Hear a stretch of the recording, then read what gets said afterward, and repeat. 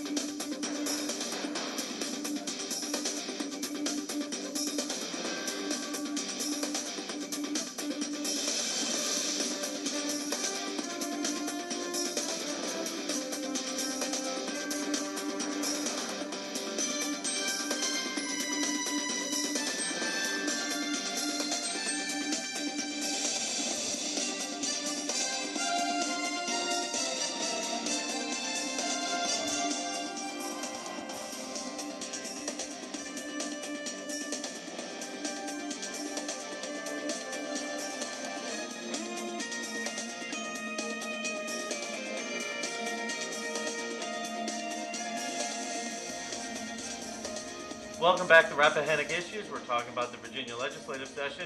We're moving now to individual bills that we find interesting that have been offered by some of our delegates and state senators. We'll start with David. Go right ahead. Well, one of the bills that captures my interest, and I know it has no chance, is a 68-vote supermajority for the GOP in the House, in the House of Delegates. So it will go nowhere. But Terry McAuliffe, the governor, has reintroduced, I should say, the notion of one gun a month, and then background checks at gun shows. And I just want to ask our panel, where is he going with this? It has no chance, so why bring it up? I think he's going to Washington with this. I think that this is all about keeping himself at the very top of Hillary Clinton's cabinet list. The term of a one-term governor in Virginia means you're looking for a job as soon as you take this one. And the reality is that his way upward, traditionally for governors, is to run for the Senate. Those are both Democratic seats, and neither of those candidates seems to be going anywhere anytime soon. Filled by former governors. Right.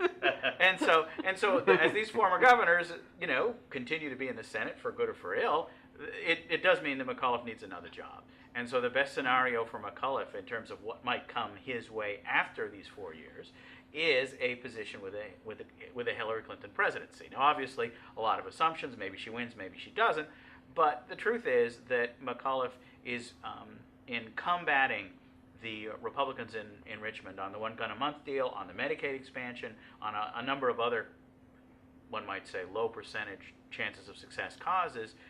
That's creating a real definition of him as a Democratic politician with a national profile. And that may be very useful even if there's another Democrat in the White House. A McAuliffe cabinet position would hardly be out of the question. I agree completely. I mean, it's one thing to be throwing the gun issue back down on the table if you have some hope of movement on gun legislation anywhere. But in this election cycle, I don't see any hope on any part of it. So I think you're right completely, Stephen. We'll see where he goes after the nominations are in. It's sort of interesting, though, when he first came out with the budget with the Medicaid and then the gun legislation. I just thought it was a mirror of the Obama administration in 2014, where you throw down gauntlets where the Republicans have sort of set the dimensions. These are the Republicans, this is our party, and as we head into the election and he wants to get the Senate back, he's trying to set certain lines in the sand to try to help him in the November election. So it's interesting to think he's also thinking beyond himself and going beyond his party, but going to D.C. himself. Yeah, it's not beyond himself, it's for himself. I think that we can't be too idealistic about our interpretation here. But I do think it's important to recognize that the situation in Richmond is increasingly looking like Washington. The kind of high levels of partisanship and gridlock that you see today in the nation's capital, increasingly we're seeing in Richmond. And it's gerrymandering, I think, that is really a key issue that explains this. I mean, you have a very, very difficult environment if you're a moderate Republican or a moderate Democrat in terms of making your way through the process. In fact, being a moderate just simply means that you lose primaries. Or, in the case of the Mark Warner election, as narrow as it was, it means that you don't have the kind of enthusiasm generated that would come your way if you were a more aggressive partisan figure. And so I think that it's a very tough time to be a moderate in Virginia politics right now, and that really creates a real difficulty for getting legislation passed. And I don't think it's just right now. I mean, I had a conversation with Penny Rhodes 10 years ago in which Penny said, I'm a Republican without a party, that in the state of Virginia, there's nowhere for people like me to be.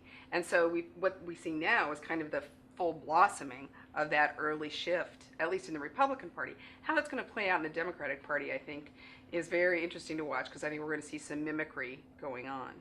But, I also want to suggest that throwing down the gun legislation is also, we think of it as red meat in a bad way to the Republicans, right? That it's going to inflame them. But I also think it's red meat to the Democrats in the sense that Democrats in the state of Virginia are a little beleaguered, and they want to know what their party stands for.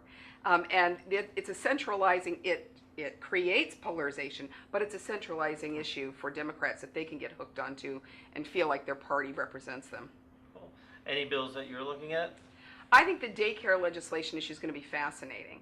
I live in Richmond. I teach at VCU.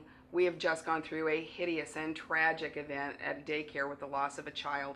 And what we've come to understand is that daycares are essentially unregulated.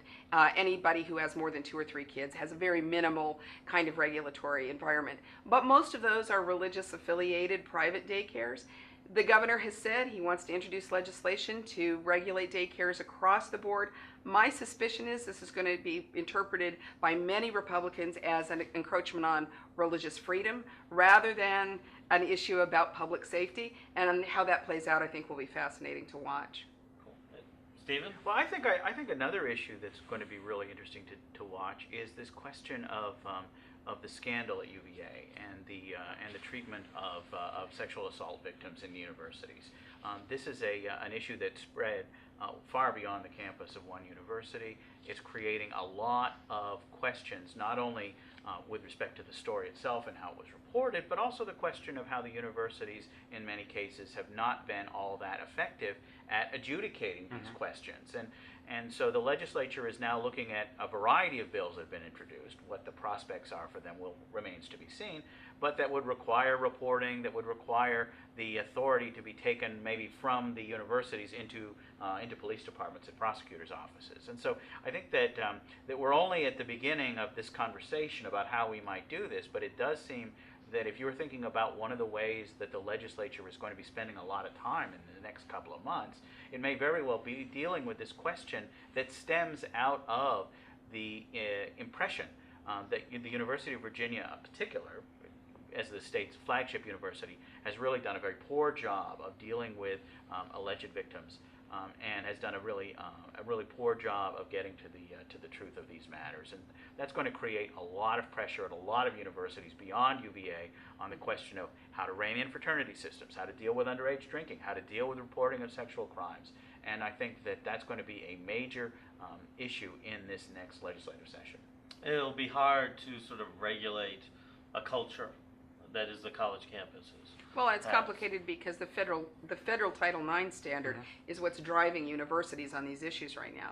And the Obama administration has been very clear and very rigid about how Title IX is going to be protected and enforced, but this creates incredible chaos at the university level as universities try to increase regulatory agencies to meet Title IX requirements, and it's creating chaos everywhere. Well, it's sort of chaos here because we have less than a minute left.